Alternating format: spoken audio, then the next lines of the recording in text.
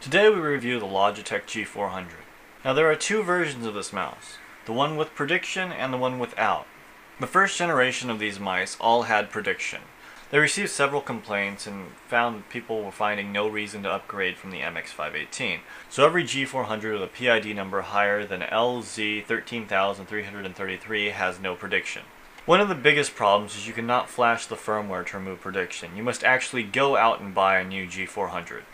To me, the mouse looks and feels identical to the MX518. In fact, when I weighed it, it weighs 108 grams instead of the MX518's 107 grams. Mouse 1 and 2 feel great, and the side buttons feel very good too. Now, the biggest problem is the scroll wheel. It seems to scroll randomly and for no reason. The sensor position is dead center, and the liftoff distance is about 2 millimeters on most mouse pads. So the real question, is it worth upgrading from the MX518?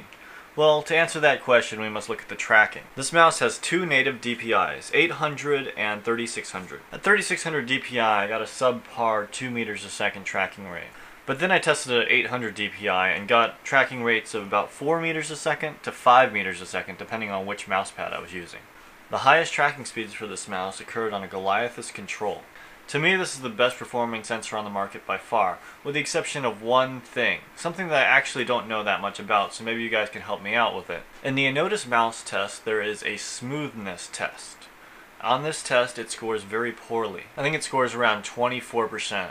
Mostly this is just a concern I found brought up on forums. To be completely honest, while I'm playing with this mouse, I don't notice any sensor issues. In fact, I like the sensor so much, I'd like to talk to Zowie about replacing the current sensors in their mice with this one.